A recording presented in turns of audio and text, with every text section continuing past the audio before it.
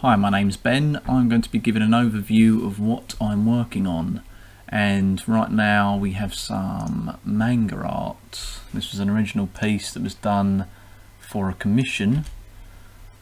So originally it was worked in Photoshop, just getting the line work down, which I then started to kind of refine and neaten up until it was all finished.